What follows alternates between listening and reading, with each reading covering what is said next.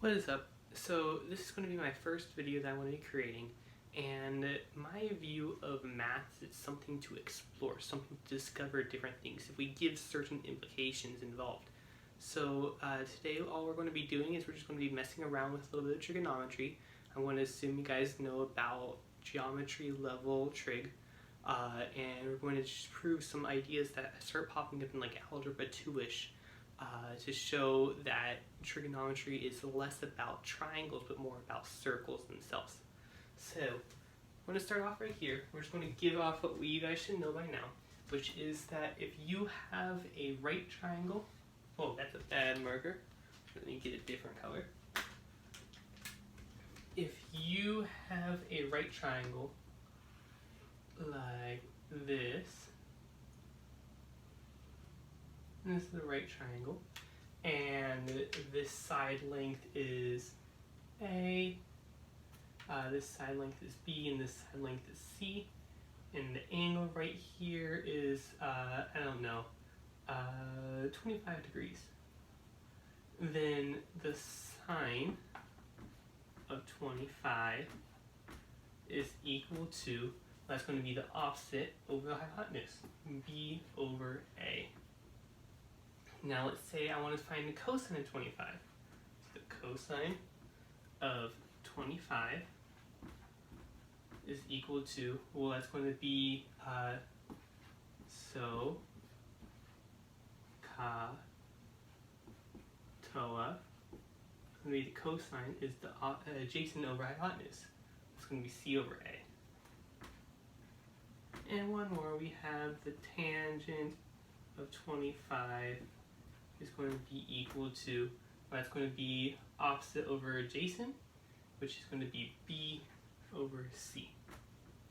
Okay, fair enough. Let's try another example. So let's say we have another triangle right here. It's a right triangle, and let's call this, D. Let's say this is, let's give this a number. This is 5. And this is E. Okay, well, the angle, let's say this is 53. Okay, so sine of 53. And we're going to say opposite over hypotenuse, which is going to be, in this case, 5 divided by D. It's going to be 5 divided by D. The next one we're going to do is we're going to do cosine.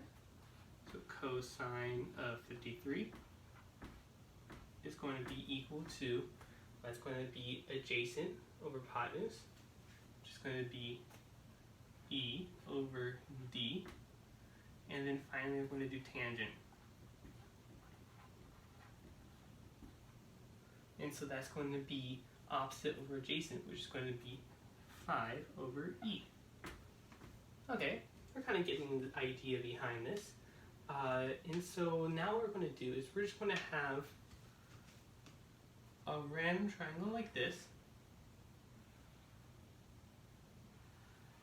and we're going to say that we're going to call this length X, this length Y, and let's say this is 1. And let's say that instead of a set value for the angle, let's just call it a variable. So let's call this variable theta. Theta is like a circle with a line through it, like that. So we're going to go through the same process. We're going to say sine. In this case, our angle is going to be theta, because like before, we had 53 and 25. Now theta is our angle, so this is theta degrees. So that sine of theta is going to be, well, it's going to be the opposite over the hypotenuse. Going to be y divided by 1. And we're going to do the same exact thing for cosine.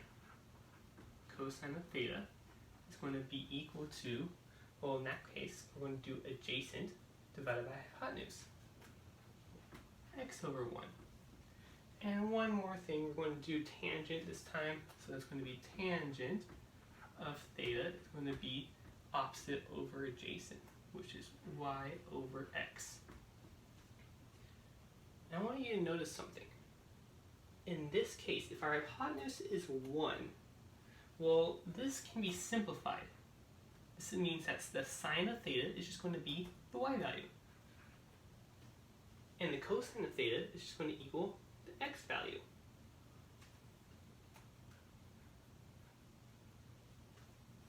Okay, so that's kind of fun. Now we have, so we went from this basic idea of what does trig mean. We kind of broke it down a little bit. We said, okay, well, let's put some values in it, play around with that a little bit more.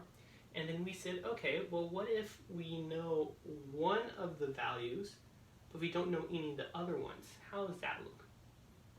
And so now what we're going to do is we're going to point something out. If I were to have a hypotenuse of 1, and let's create a circle now, okay? So I'm going to take out an eraser. I'm going to erase this a little bit.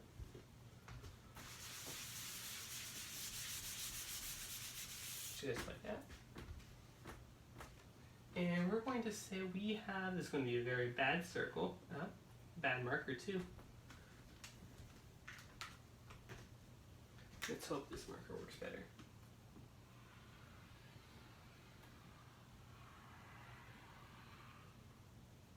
And let's say this circle has, this is the origin right here. And let's say that we have a coordinate plane. So what I mean by that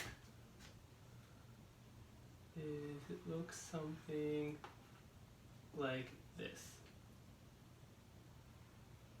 These are our XY axes. Just like that. And let's say that we have a triangle, but this triangle, the hypotenuse of this triangle goes from the center of the circle out to the edge of the circle. And let's say that the length of this side is 1. And let's say we're going to create a right triangle where one of the sides is on the x-axis and the other side is on the or is parallel to the y-axis, just like this. So in that case, this is a right triangle, and we're going to call this angle right here theta. And from before, we said, okay, we're going to call this length y and this length x. Well, no matter what, we figured out right here, it doesn't really matter what theta equals. X is always going to equal cosine. And y is always going to equal sine.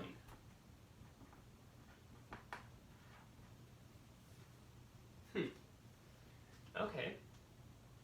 So I can have chosen any triangle, and the same exact thing would happen as long as our hypotenuse length is 1, which if we chose any single point on the circle, then that would work. If I were to instead choose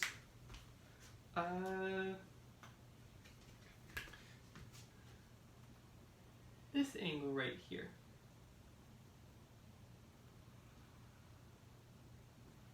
and say this is our new theta, and this length is still going to be 1 because that's the length of the radius of the circle. This right here is going to be equal to the sine of theta, and this length right here is going to be cosine of theta, no matter what our theta is. So let's say, okay, well, we only kind of viewed cosine and sine in terms of from 0 to 90 degrees. Never thought about it more than that, right? Because you can't have a triangle where one of the angles is more than 90 degrees. I can't say that I have a right triangle right here and say that this angle right here is 90. That just does not make sense. But let's say, instead, let's kind of change the rules a little bit. Figure out what does it mean to instead have this angle be more than 90 degrees. And so if we follow this trend, instead of seeing the angle being an angle inside of a triangle, let's instead say that the sine is equal to the y value on a circle at any angle around the circle, and the x value is the x length around the circle. And that's the cosine. So, if you look at this, that implies that the, hold on, let me get a marker. This length right here, if the angle right here was right here, that means that this is 90 degrees is our theta, and so that means that sine of 90 is going to equal 1, because our y value right there is 1. And let's try cosine of 90. Well, if we look at this, that means that there's 0 width on this triangle. That means that's 0. Okay, so this is getting a little bit cluttered. I want to erase it a little bit. We're going to play around with this a little bit more. But the same idea applies for any angle.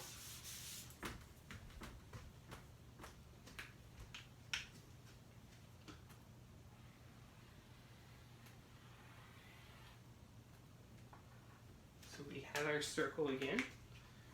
And excuse me for how horrible my circles are.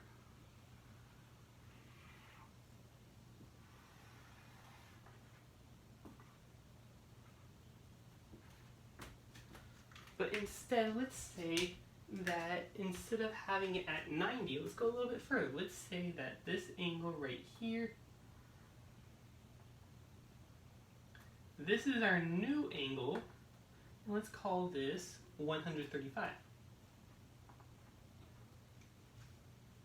Okay, well, instead of saying that our sine and cosine are the absolute value of the values on the circle, we're going to say it's the signed value.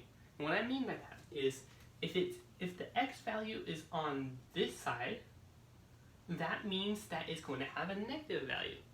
And if the x value is on this side, it's going to have a positive value because it's on this side, it's on the right side of the origin. On this side, it's on the left side of the origin. So if we make our triangle, it turns out that this angle right here has to be 45 degrees. And so this right here is going to be the cosine of 135. But that's going to be equal to the negative cosine of 45, because this is going to be on the left side, but it also has the same properties as cosine of 45. So it's going to be negative cosine of 45, which, if you remember from geometry, you might remember that equals negative square root 2 over 2. And so the same thing can happen to sine. So this length right here, well, it's above the axis, so it's going to be positive, and so this would be square root 2 over 2. And so you can kind of see, by changing our definition, we can expand what values can go inside of sine and cosine. So instead, I want to take away from this that sine and cosine are not related to triangles, but instead of angles around the circle. And the way that we get our values are based off of what's the x and y values on this circle. And so that is my lesson for today. Thank you, and